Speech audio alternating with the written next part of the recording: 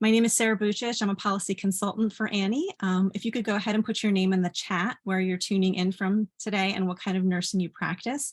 If you're joining us from another health advocacy group, if you could go ahead and just let us know which group you're joining from and what interested you about today's meeting and what you hope to learn from today's meeting. We're really glad you could join us. Today's presentation is being recorded and we will post it on our YouTube page afterward. We're really excited to hear from Adia Holland, Fred Peacock, and Jamie Jackson of the Rural Development section of the U.S. Department of Agriculture today. I'm just going to go ahead and go through some brief introductions, and then I'm going to turn it over to our speakers. Our first speaker, Adia Holland, is a program loan and grant analyst and rural business cooperative service in the USDA. And Adia serves as the Rural Business and Cooperatives Program Loan and Grant Analyst for USDA Rural Development in the Public-Private Partnership Branch. And after spending a decade working as a business program director and energy coordinator for the state of Tennessee, she carries a thorough understanding of delivering loan and grant programs. And these programs provide both financial backing and technical assistance, stimulating business creation and growth.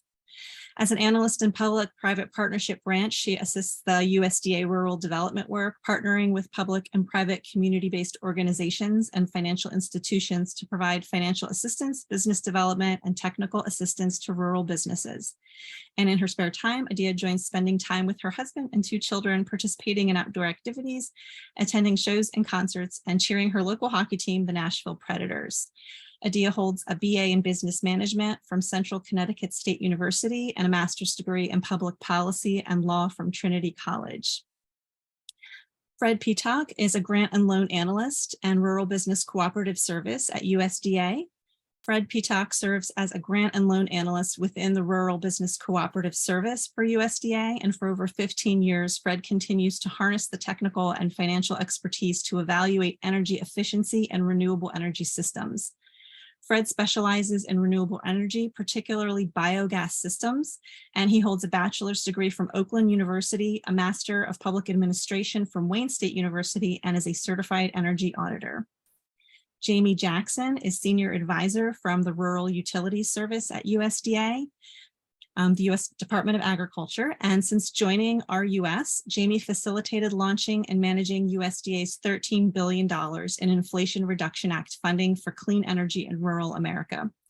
Prior to joining RUS, Jamie served as Director of Investments at a Clean Energy Finance Authority, where she led over $25 million in deployment of capital that benefited affordable community housing. And before that, she spent 11 years at the Export-Import Bank of the US, where she led a $1.2 billion portfolio of power and high technology corporate and project finance transactions spanning across Asia, Pacific, Europe, Africa, and Latin America. Jamie holds a Bachelor of Arts in Business Finance from Clark Atlanta University and a Master of Business Administration from the University of Maryland. So our speakers will present, and we will be followed by a question and answer session moderated by Annie's program manager, Jessica Mangastab. So I'm going to go ahead and turn it over to you, Jamie.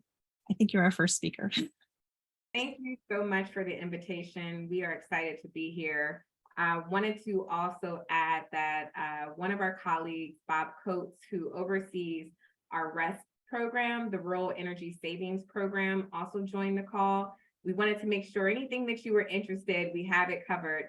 And in talking with Sarah and Jess months ago, we described the emphasis on the need for health and climate change to come together and to engage in more of those discussions. So that brings us here today. I am going to share my screen, and bear with me as I attempt to do that. Oh, you have to close it first.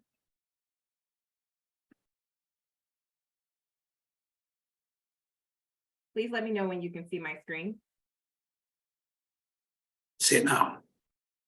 Fantastic. And right now in rural America, we at USDA are spending our time investing in its growth.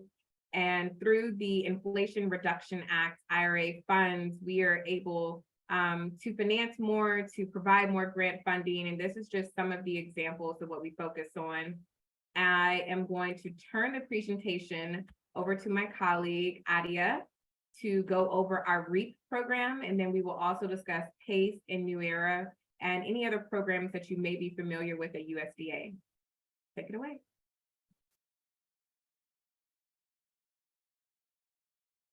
Second, for some reason. Not letting me open the window now.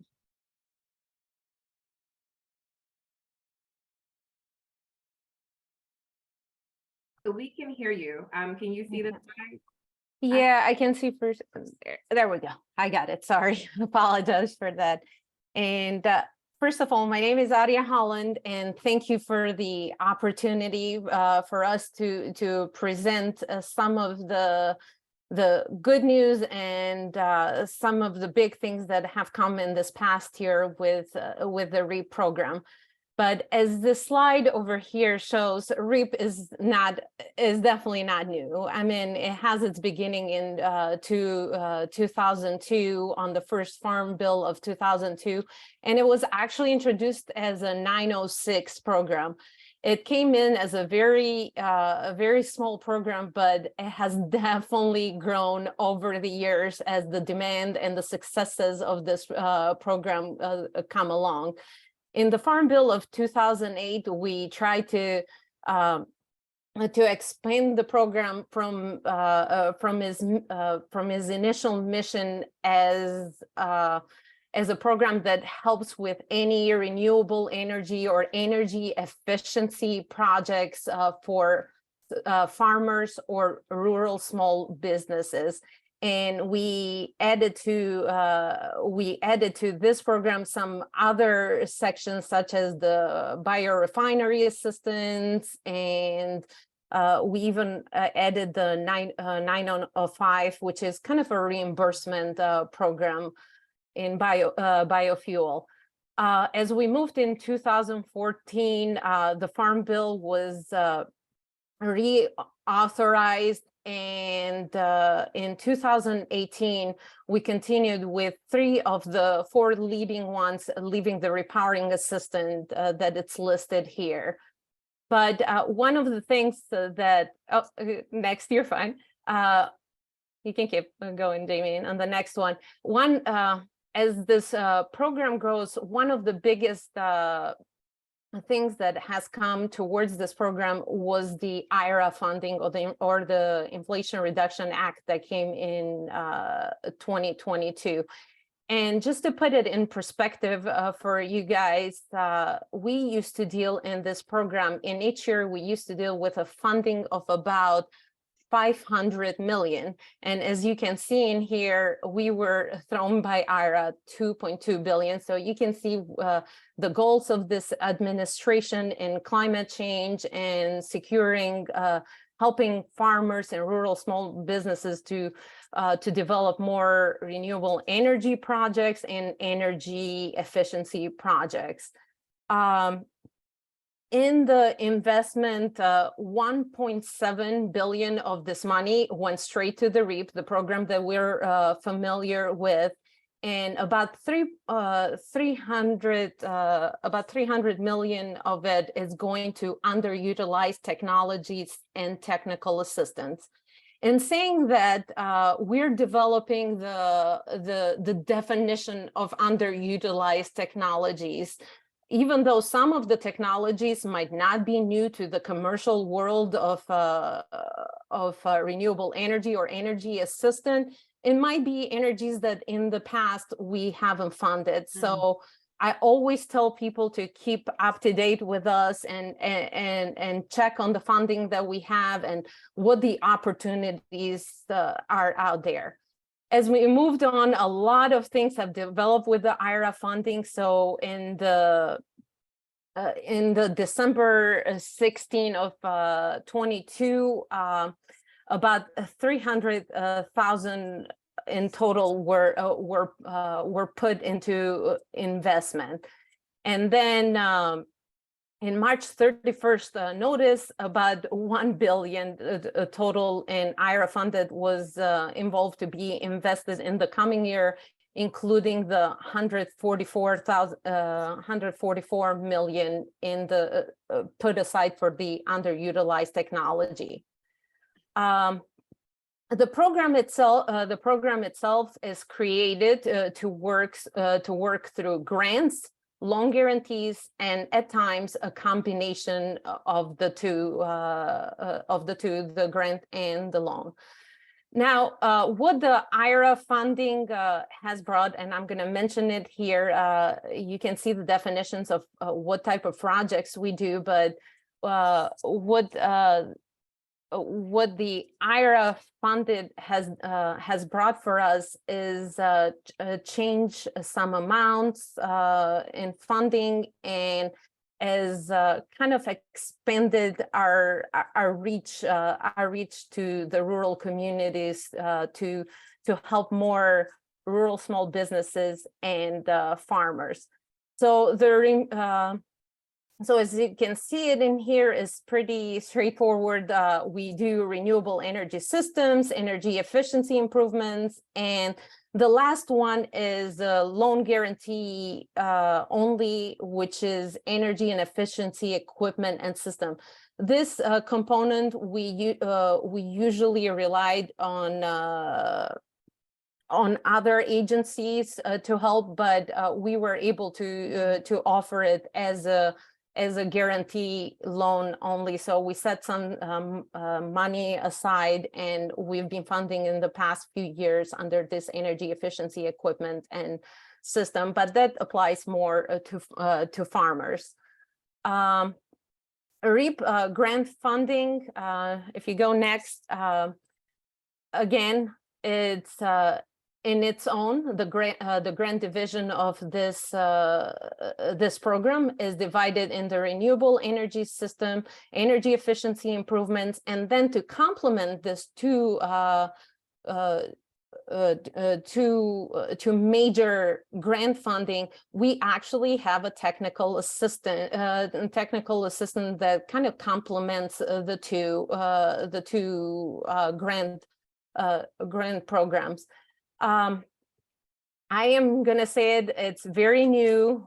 It came out 2 days ago, that as we trying to disperse this IRA money, we do have another technical assistant. It's very new. I really don't have too much information on that. It was announced 2 days ago, but as more information come, we can surely we can make sure to share that information with you. If you keep going, who's eligible for this program? As we said, the first group on this was targeted for rural small businesses. And how we define this rural small businesses is pretty simple. It's an entity that meets any SBA size standards and is one of the follows in the category below. The major thing to take from this, it was meant for a for-profit business, and sometimes we will deal with like an electric utility or a cooperative or a tribal corporation if they are set as a for-profit. Next group is the agricultural producers. And in this group, it falls any individual or entity that receives 50% or more of their gross income from an agriculture operation. So as long as they're operating where 50% of their gross income comes from an agricultural producer, they fall under this category. What is important under that category, I do want to mention, even though it might not 100% apply to this one, is that we do not have any limitations on locations for agricultural producers. They can be located even in urban areas, but they have to comply with that 50% income. Next, as we said, there is, as I said, there is a limitation to the location. So as rural development, most of our projects are located in the rural area. And sometimes we get a little too mixed up on that definition. What's rural, exactly the number of people in that rural area, and to make that as easy as possible, we actually have a website where you can go and plug in. Jamie, if you want to go back to that, we have a website. If you visit this website, you can go and plug in the exact address of where the project is going to be. That is key, because sometimes whoever is administering the project might be located somewhere else, but we're focused on where the project is. Just plug it in the website and it will tell you if it's in a rural area or not. Next. To go a little bit more specific on what type of projects we include in this program is under the renewable energy eligible project. We have like I'd say these are like the most standard of what defines a renewable energy, but the list doesn't stop with it. I would say like kind of the newest one on this list that is making, non pun intended, waves and is the wave and ocean power. We have seen some great demand in that area as well. But as I said, we are involved in any project that involves solar, wind, small hydraulic, anaerobic digesters. We have done a lot of projects like in the Midwest, biomass, geothermal, and depending on the location of the project, I can speak like I worked as you heard from the bio, I worked in the state of Tennessee. One of the most natural resources that we have in here is sun. So 90% of our portfolio in Tennessee was solar powered, but we see a combination of all this. And on the energy efficiency side, we include anything from lighting, heating, cooling, ventilation, fans, automated control, and insulation. To sum it up in the energy efficiency eligible projects, we work with any projects that will show energy savings and an improvement of any equipment, in either for ag producers or for a rural small business. Next. We'll leave this in here. I don't know how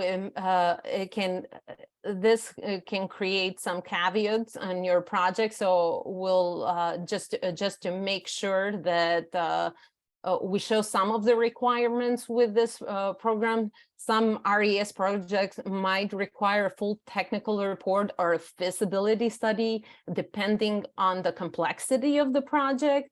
And in the EI projects, the energy efficiency projects, we do require an energy assessment or an energy audit, depending on the size of the project.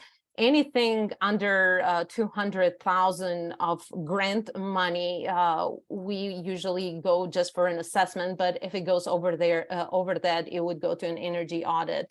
And we thought it was kind of important to put this 10 acres requirement in there, because we, as you can see, even in the picture, we deal with a lot of farms and solar farms, and sometimes they can go over the 10 acres. And we do require some, it does require a little bit more work on the environmental review side of it.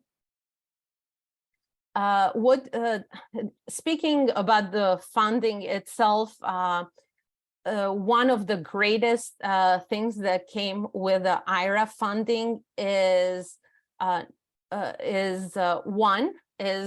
the maximum grant request for both components of this program went up. On the renewable energy side, the maximum grant fund went from 500 to 1 million. And on the energy efficiency improvement, it went from 250 to 500. And that's with doubling those amounts, we're starting to get more interest from bigger projects. We just have to make sure that those projects are eligible and still fit some of our other requirements. And the other improvement was that now we're funding up to 50% of the eligible project cost. I should have started with that. When the program was originally designed, we funded up to 20%.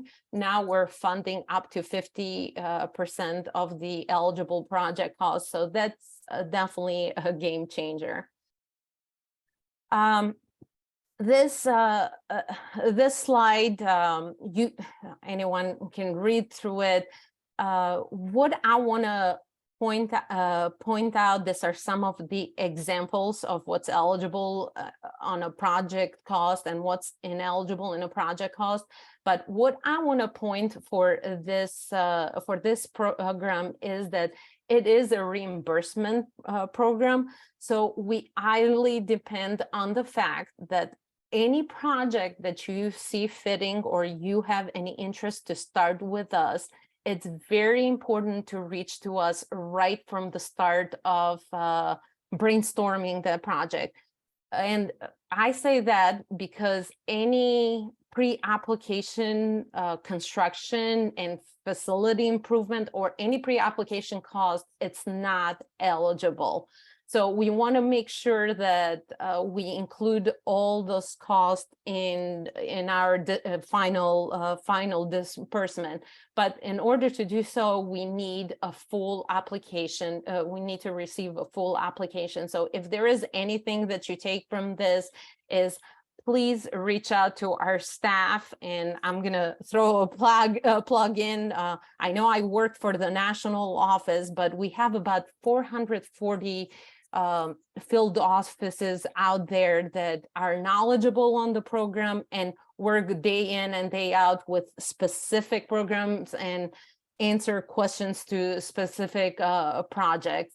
So if you have a project in mind, please either reach out to me and I can make the connection with those field offices, but we do need a full application before a full application to determine any cost eligible. As I said, we have our, as I mentioned, we do have a technical assistant that complements our REAP program. And this program was designed to serve. We fund some nonprofit organizations. We usually will award nonprofit organizations such as institutions of higher education or rural electric cooperatives or some state and local government nonprofit organization to help our ultimate recipient, which would still be an agricultural producer or a rural small business, in educating them or assisting them with the process and the requirements of our original REAP program. Now, the maximum grant amount on a fiscal year is about $100,000 on this, and it does carry two components again, the energy audits and the renewable energy technical assistance. So when you apply for this program, it needs to be clear upfront if the entity is going to help either on renewable energy technical assistance or energy audit. And the reason for that is because if you get involved in the energy audits, which sometimes includes doing energy audits for those entities, either ag producers or rural small businesses, we do, there is a requirement of a share cost of 25% on that energy audit, but there is no cost in on the renewable energy technical assistance. And finally, we wanted to get to some examples, and not for the great stuff and successes that the REAP has had in the past few years. I know you can tell it by the look on that cat. I don't know why she's angry, but I know that veterinary hospital was pretty happy to get a grant on this investment, and having a 30 to 40% reduction in operating expenses because of the savings they were getting by the energy they were getting from the panels. Then this is just an example of a community solar project. Just to see the size, you saw in the other one was about a small project of 20,000, but we reach where we're dealing even with project of 787. And in this one, we have a production of 443 megawatts annually. This one is an example of an anaerobic digester where 4.5 million total project cost, about 100,000 were done in grants, but we have a combo here with the REAP guarantee of 2.65 million. And I probably should mention that when we have a combo of grant and REAP, by our regulations, we can fund up to only 75% of the project. Now, in saying that, is that at rural development, we have other programs that can help any rural small business or agricultural producer. So we have had in the past where we help with the REAP program, the 75%, and then we would have something like the program like a business and industry loan guarantee program step in with the other, or we have had folks from the RUS step in and fill in some of the void, or community facilities. Next one, just another example of like what the REAP project did on a hydropower turbine.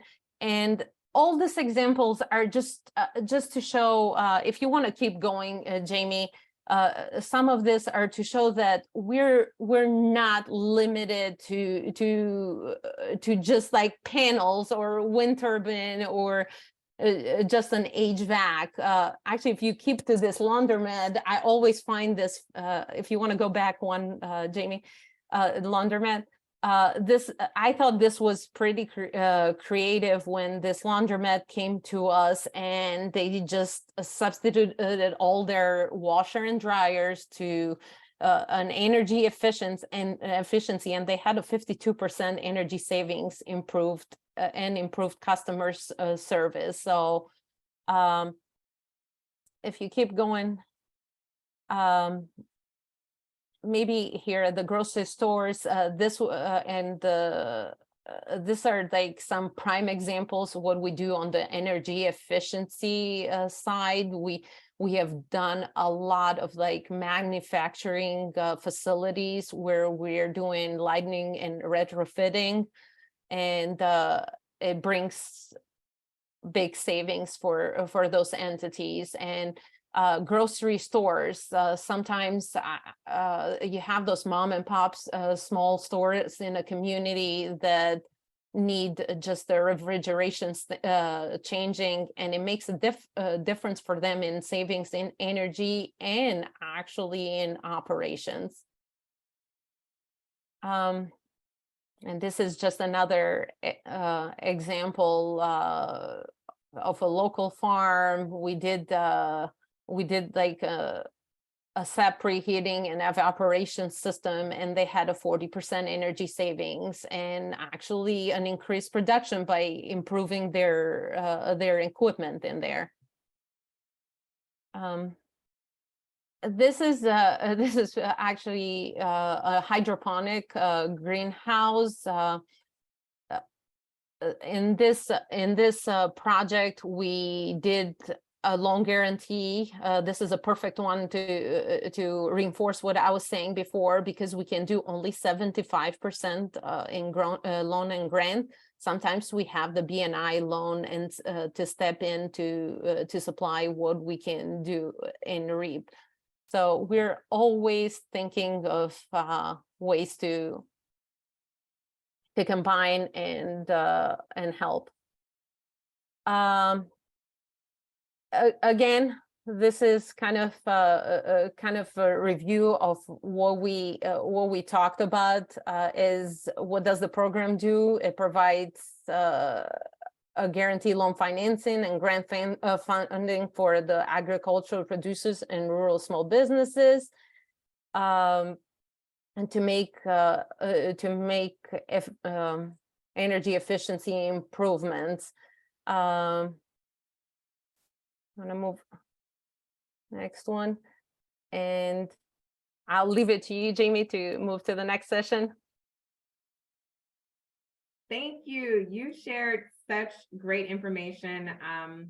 And as I was watching, I learned so much about some of the combinations that we can do with our loans and our grants.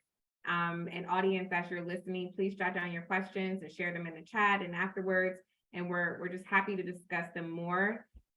Going over to our PACE program, this is one of our newer programs that came from the IRA funding.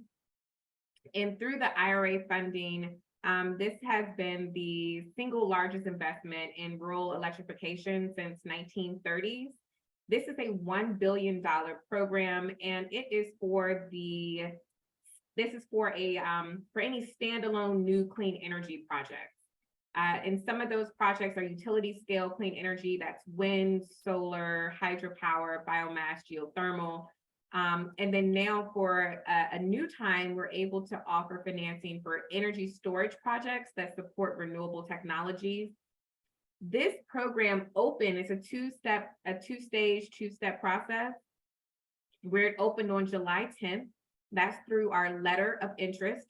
There is a sample letter of interest on our website. I'll drop that in the chat, that outlines what to submit, which includes the background of the entity, its financial statements, a description of the project, and through there is determined the completeness of your LOI, the eligibility and the feasibility, both technical and financial. And should that entity be selected, we will then say, okay, we'll invite you to submit an application. There are 60 days from that date to submit the application.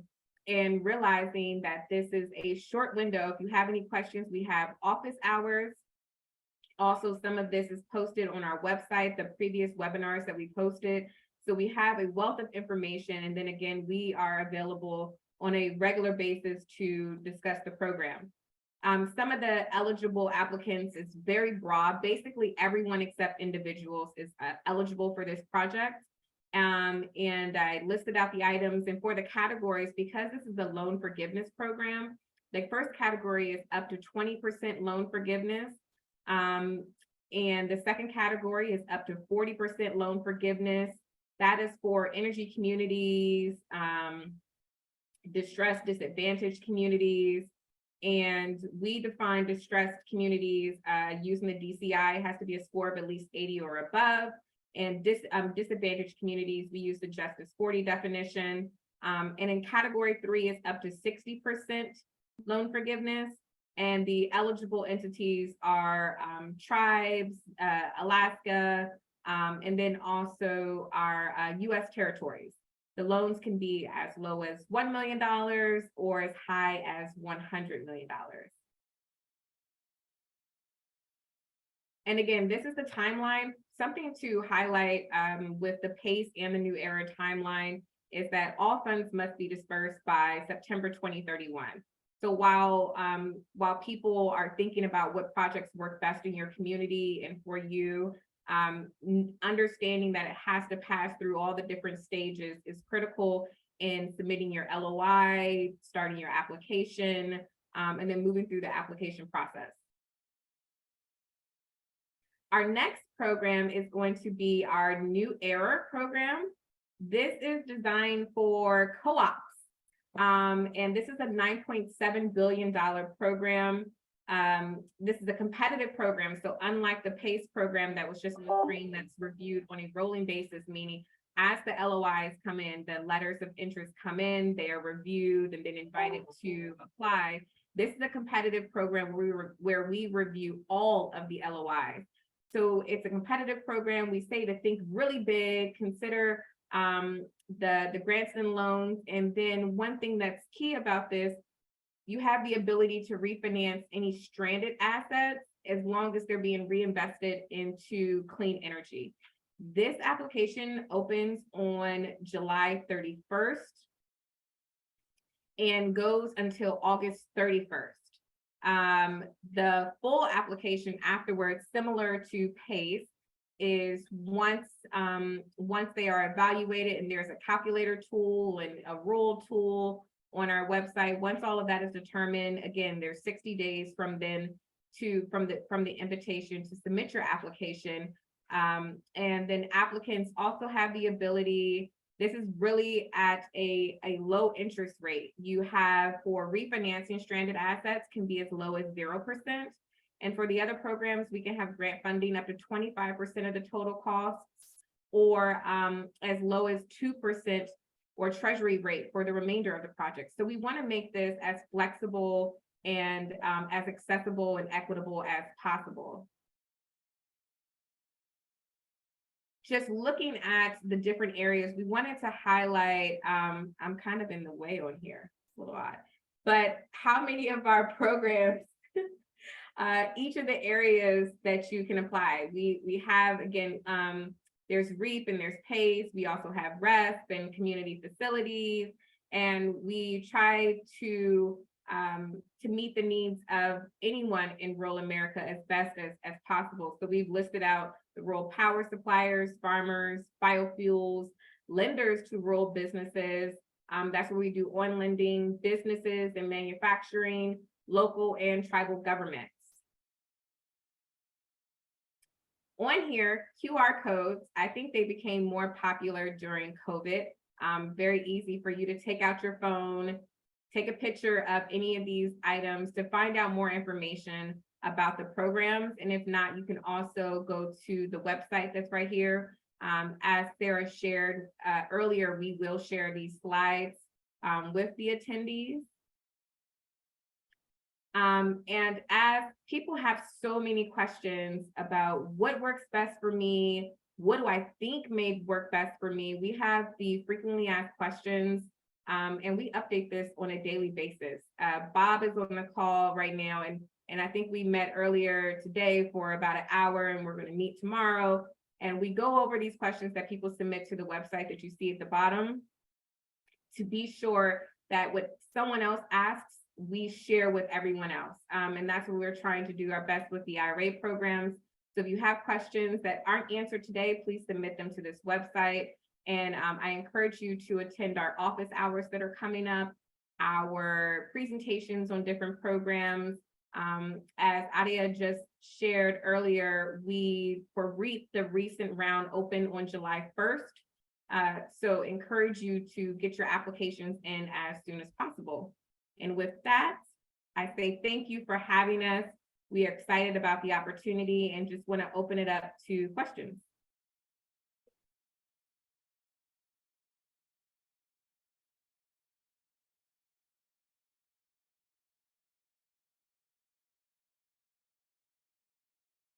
Thank you so much to all of our speakers. That was excellent information. Thank you so much. While we're waiting to look at some of the questions that have come in, we want to just thank you for the layout of the funding that will be essential in supplying clean and affordable energy across the country. Jess, I'm going to turn it over to you. I know you wanted to make a few announcements.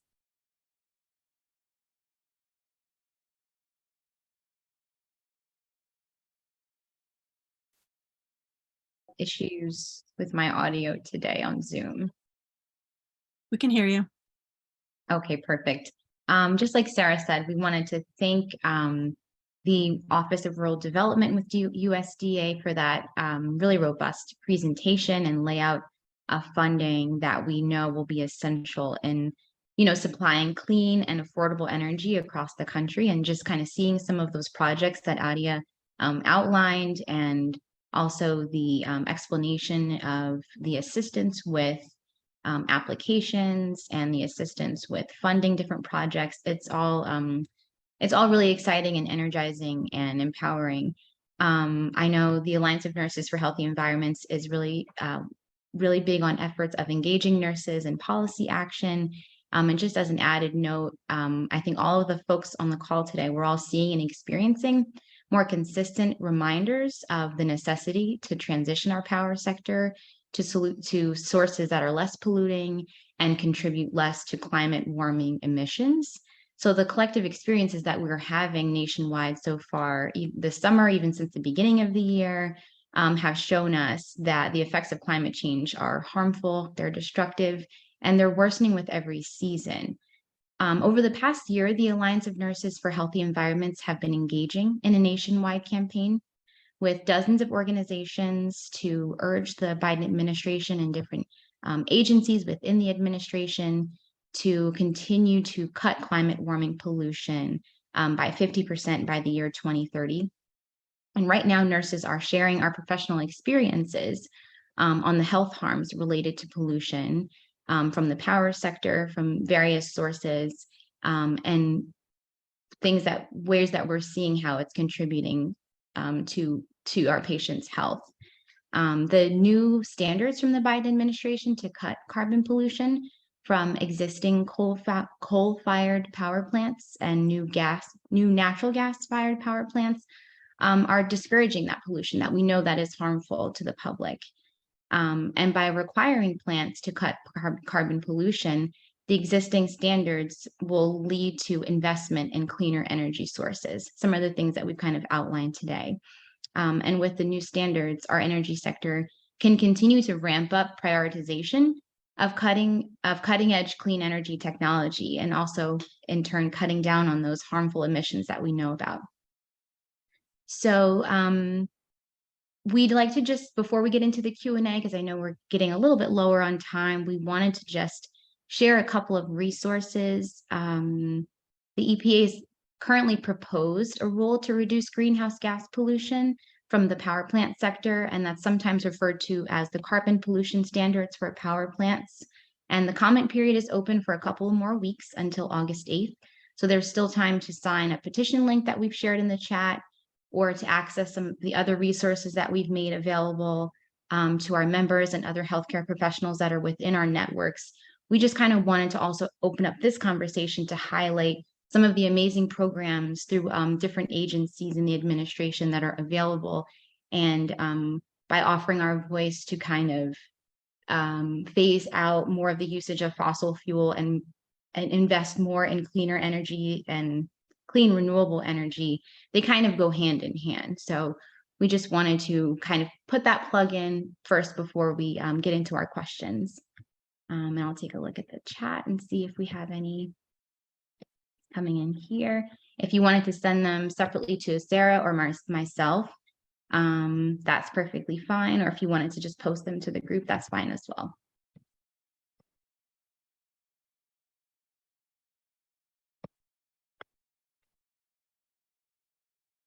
Jamie, and I'm not sure if it would be Jamie or Adia, could you speak a little bit to how hospitals could benefit from some of this funding, if there's any way that they could tap into this funding? A number of our nurses serve on sustainability teams and things like that.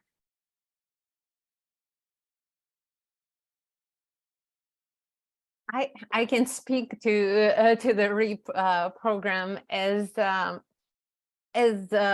mentioned, obviously the ag producer might not directly serve on this group, but when we come to the rural small businesses, that's a very broad definition. And our only caveat in there is that it has to be for profit. But as time comes, we do see more and more for profit hospitals in rural areas. that probably can fall under that definition. Other ways that we have seen some of this projects happen, because hospitals are not the only ones that sometimes saw the challenge of being in this arena, was even like public schools. And the way we have seen it is where they'll partner with other investors, where the investor will create some partnerships with the hospitals and create some agreements between the hospital, where the investor for the system itself, like let's say renewable, or they're putting panels on top of the hospital, they will own that and create some agreements of arm's length, like sale of the energy, and in turn, the hospital will rent that space for them. We have seen those kind of partnerships as well. The same way, even on the energy efficiency, is just what we require is that either on the renewable energy or energy efficiency, is whoever our final applicant is going to be has to show ownership of that, project for the life of whatever equipment or estate or whatever it's invested. But I did include in the chat, that's why I included in the chat a list of energy coordinators around the United States. Those field office contacts are very important. I would reach out and maybe spell out the specific of a project. I would hate to make an assumption on a specific project, but I highly recommend, as soon as you're thinking of a project, to reach to one of those coordinators and to see how we can put all our efforts, even other programs, into helping. Yeah, and just expounding on that with the PACE program, if a hospital was considering building that solar in their parking lot, or maybe on top of the hospital, perhaps there's an opportunity for SRECs too, that's solar renewable energy credit. That's another form of generating money for the hospital, as well as making energy more affordable for the hospital and for local citizens nearby. And the retrofits that Adia spoke about earlier, that can be as simple as changing over your lights and your electrical unit, reinforcing windows. And as you saw in those examples, it has the ability to reduce you have energy savings of anywhere from 20 to 50% a year. And that's substantial for anyone, but for a hospital in our time right now, that's even more critical.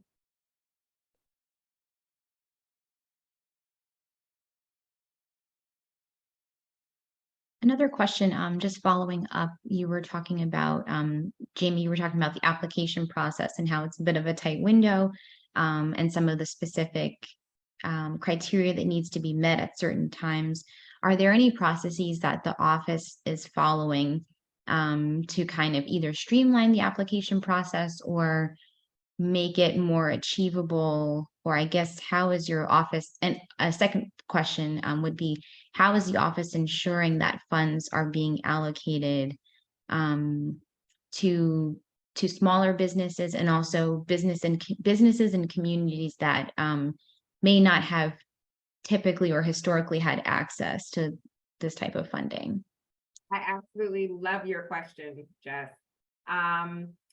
Because there are the three different categories that I described, category 1 with loan forgiveness of up to 20%, and category 2 up to 40%, and the third category up to 60%. We've allocated $300 million for each of those categories to ensure one doesn't receive more than the other.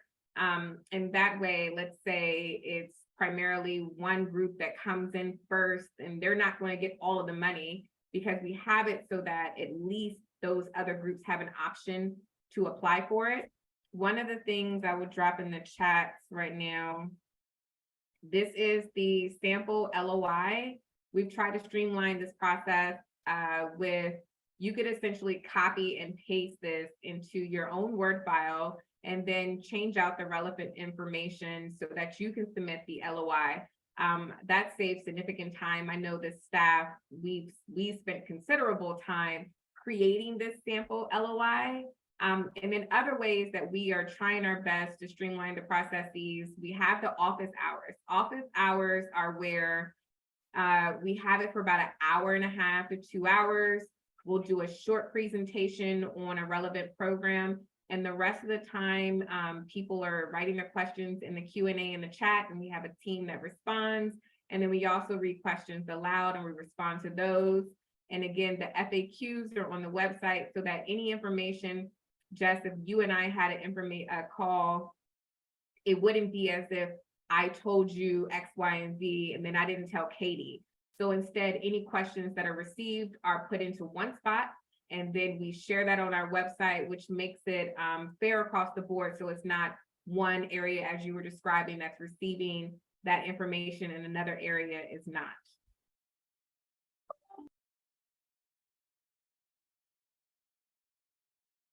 Cheney, Nancy says, some developers and local government interests in my rural community are promoting construction that is solar ready, but without installing solar panels. Are projects like that eligible for the grants we've been discussing today, or shall I keep twisting their arms to just do it? Thanks, Nancy. Great question, Nancy. In terms, speaking for the PACE and the New Era programs, and there are more programs available, but no construction could have begun before August, I think it's the 16th of last year when the IRA fund came on board. So any construction could not have commenced prior to then. So if it's solar ready, then we can have the conversation. You can also pass along our information to those developers, or you know, they can watch the webinars, whatever works best, Nancy. And if you want to, since you're on camera, if you want to share more, we're open to hearing more too.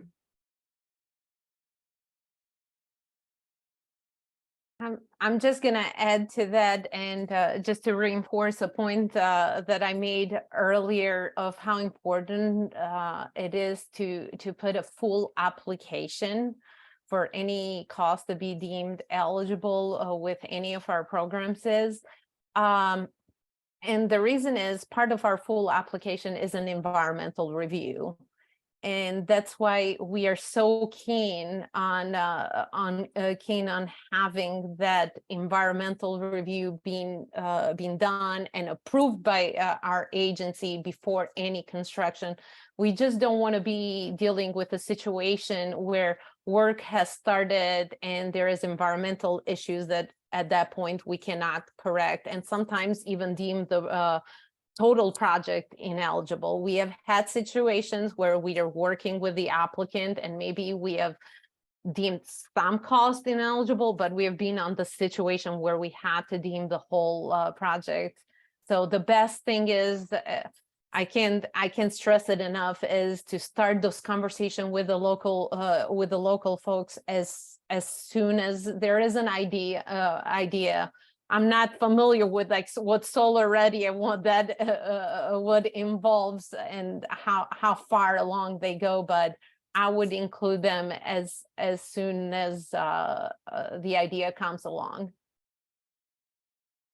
And Nancy, one other thing while we're here is we held a cross-agency webinar a few weeks ago that should be on our website probably next week. It was with Treasury, DOE, EPA, and EDA. And I know that DOE has the Solar for All program that's coming out, where new funding will be there. And then also when it comes to the Treasury, and I am not an accountant, please consult your accountant, but the information for Treasury with some of the tax provisions and the eligibility has increased for nonprofits or in those that typically are not eligible for those refunds. So please go to their website, and we are going to have a cross-agency pocket guide that comes out at the end of this summer. But for the Treasury guidance, the pre-registration is at the end of this year. So please visit their website, look into that. So while it may not be our grant funding that's the best for that, if the project is too far along, there are other agencies where there's plenty of grant funding and loans to consider. So I would say look at those as well.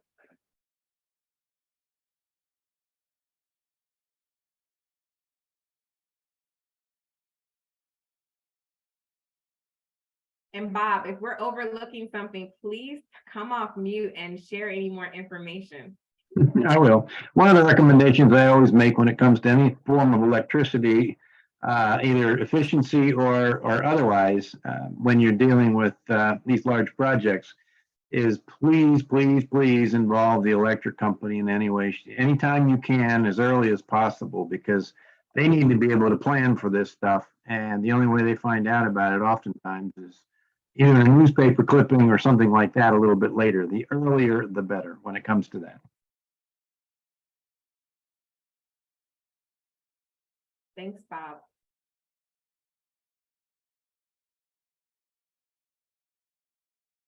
Are there any additional questions?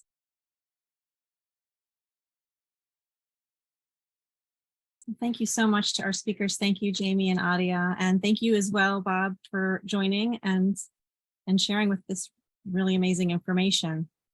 Thank you all. We will, as I said earlier, we will be putting this on our YouTube channel along with the slides. So you guys can go back and listen to this, but thank you all for joining. Thank you.